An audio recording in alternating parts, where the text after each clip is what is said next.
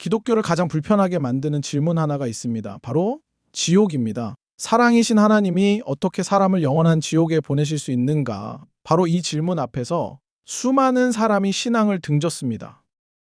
오늘 우리는 이 질문을 피하지도 억지로 미화하지도 않고 정면으로 마주하려 합니다. 지옥은 정말 있는가? 있다면 그것이 도대체 어떻게 사랑의 하나님과 함께 설명될 수 있는가? 많은 사람이 이렇게 생각합니다. 진짜 사랑한다면 누구도 벌해서는 안 되는 것 아니냐고.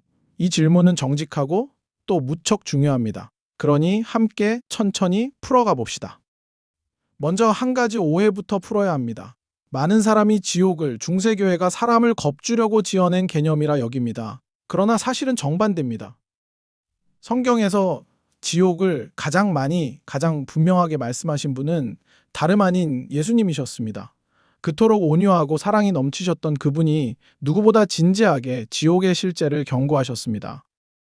예수님은 이렇게 말씀하셨습니다. 몸과 영혼을 능히 지옥에 멸하실 수 있는 이를 두려워하라. 가볍게 흘리실 수 없는 더없이 진지한 경고였습니다. 왜 그러셨을까요? 사랑하기 때문입니다. 절벽으로 향하는 사람을 정말 사랑한다면 듣기 좋은 말이 아니라 위험을 알려주는 법입니다. 예수님의 지옥 경고는 협박이 아니라 가장 절박한 사랑의 외침이었습니다. 예수님이 지옥을 가리켜 쓰신 단어는 게헨나였습니다. 그것은 예루살렘 성 밖 쓰레기가 끊임없이 불타던 한 골짜기의 이름이었습니다. 버림받아 영영 소각되는 그 골짜기의 생생한 이미지로 예수님은 하나님을 떠난 인생의 끝을 그리셨습니다. 또한 예수님은 부자와 거지 나사로의 이야기로 죽음 이유가 또렷한 실제임을 보여주셨습니다.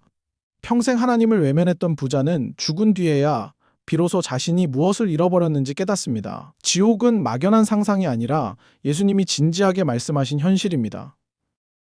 그렇다면 지옥은 정확히 무엇일까요? 우리는 흔히 지옥을 뿔 달린 존재가 사람을 찌르는 시뻘건 불구덩이로 상상합니다. 그러나 성경이 말하는 지옥의 본질은 그런 만화 같은 그림이 아닙니다. 성경이 말하는 지옥의 핵심은 한마디로 하나님 없음입니다.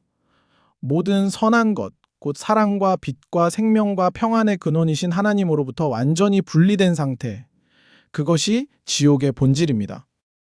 빛이 사라지면 어둠이고 열이 사라지면 추위이듯 모든 좋음의 근원이신 하나님이 사라진 그 자리에 남는 것이 바로 지옥입니다. 형벌이라는 단어보다 어쩌면 상실이라는 단어가 더 가깝습니다. 성경은 지옥을 이렇게 표현합니다. 주의 얼굴을 떠나 영원한 멸망에 이른다고. 보십시오. 그 핵심은 주의 얼굴을 떠나 있습니다. 하나님과의 단절, 그것이 지옥의 가장 깊은 고통입니다. 성경이 쓰는 꺼지지 않는 불이나 죽지 않는 벌레 같은 표현은 끔찍한 고문 장면을 그리려는 것이 아닙니다. 그것은 돌이킬 수 없는 상실과 끝없는 부패를 가리키는 상징입니다. 그 모든 표현이 향하는 핵심은 언제나 하나님과의 단절입니다. 어쩌면 천국과 지옥의 가장 큰 차이는 장소가 아니라 하나님과의 관계인지도 모릅니다. 그분을 사랑하는 이에게 하나님의 임재는 더 없는 기쁨이지만 끝내 그분을 미워한 이에게는 바로 그 같은 임재가 도리어 견딜 수 없는 빛이 되기 때문입니다. 그런데 여기서 질문이 다시 올라옵니다. 그래도 사랑이신 하나님이라면 그런 분리조차 허락하지 말아야 하는 것 아닌가? 바로 이 지점에서 우리는 사랑의 본질을 다시 생각해 보아야 합니다. 사랑은 결코 강요할 수 없습니다. 억지로 시킨 사랑은 더 이상 사랑이 아니기 때문입니다. 하나님은 우리를 사랑하시기에 그분을 받아들일 자유도 그리고 끝내 거절할 자유까지도 우리에게 주셨습니다. 만약 하나님이 그분을 원하지 않는 사람까지 억지로 천국에 끌어들이신다면 그것은 사랑이 아니라 강제일 것입니다. 그리고 하나님을 원하지 않는 사람에게는 하나님이 가득한 그곳이 오히려 천국이 아닐 것입니다. 사랑과 용서가 가득한 잔치를 한번 떠올려 보십시오. 그러나 끝까지 미움과 교만을 손에 움켜쥔 사람에게는 그 따뜻한 잔치조차 견디기 힘든 자리가 됩니다. 천국을 천국으로 누리려면 먼저 그 마음이 하나님께 열려 있어야 하는 것입니다. 요한복음은 이렇게 말합니다. 빛이 세상에 왔으되 사람들이 빛보다 어둠을 더 사랑했다고. 지옥은 빛이 없어서가 아니라 빛이 찾아왔는데도 끝내 어둠을 택한 마음의 끝인지도 모릅니다. 요한복음은 이어서 말합니다. 악을 행하는 자마다 빛을 미워하여 빛으로 나오지 않는다고. 문제는 결코 빛이 부족한 데 있지 않습니다. 빛이 이토록 환히 비치는데도 그 빛을 등지고 어둠으로 들어가려는 마음, 그것이 바로 지옥을 향한 길입니다. 한 작가는 이렇게 표현했습니다. 지옥의 문은 바깥이 아니라 안에서 잠겨 있다고. 하나님이 사람을 가두시는 것이 아니라 끝까지 하나님을 거절한 사람이 스스로 그 문을 안에서 잠그는 것이란 뜻입니다. 결국 지옥은 하나님이 사랑을 위해 주신 자유를 인간이 끝까지 거절했을 때 스스로 가는 곳입니다.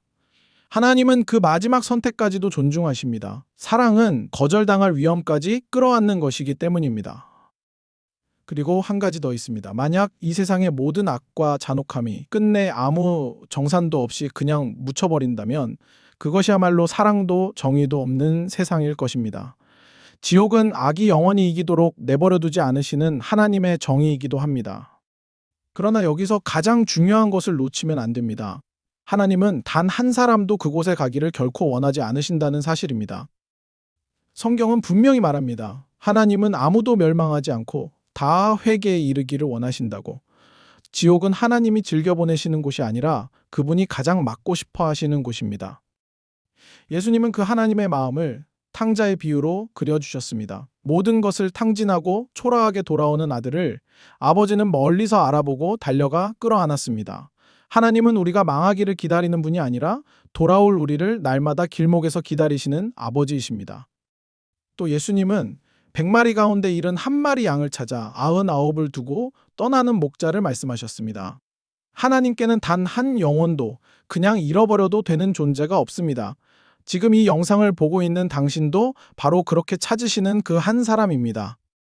그래서 하나님은 놀라운 일을 하셨습니다. 우리가 받아야 할 그 분리와 심판을 예수님이 십자가에서 친히 짊어지신 것입니다. 십자가 위에 어찌하여 나를 버리셨나이까는 바로 그 지옥 같은 버림받음을 대신 통과하신 순간이었습니다. 하나님은 우리를 지옥으로 떠미신 것이 아니라 우리가 그곳에 가지 않도록 자신을 내어주셨습니다. 지옥을 가장 진지하게 경고하신 그분이 동시에 그 지옥을 막기 위해 가장 큰 값을 치르신 것입니다. 그러니 지옥에 관한 이 모든 이야기의 결론은 두려움이 아니라 초대입니다. 그 문은 아직 닫히지 않았습니다. 하나님은 지금 이 순간에도 두 팔을 벌리고 누구든 돌아오기를 기다리고 계십니다. 그리고 그 초대에는 때가 있습니다. 그 문은 영원히 열려 있는 것이 아니라 우리가 숨쉬고 있는 바로 지금 열려 있습니다. 가장 지혜로운 사람은 그 문이 열려 있을 때 망설이지 않고 빛을 향해 한 걸음을 내딛는 사람입니다. 그렇다면 그 열린 문은 우리를 과연 어디로 데려가려는 걸까요? 다음 마지막 세 번째 시간에는 그 문 너머의 곳, 곧 천국은 정말 어떤 곳인지를 함께 그려보려 합니다.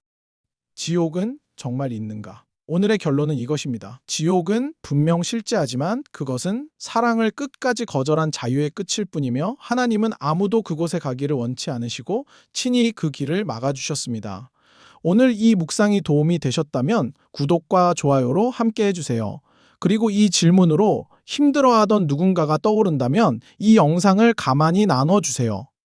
당신을 향한 하나님의 그 초대가 오늘 당신의 마음에 가닿기를 바랍니다. 주님의 평강이 함께 하시길. 샬롬.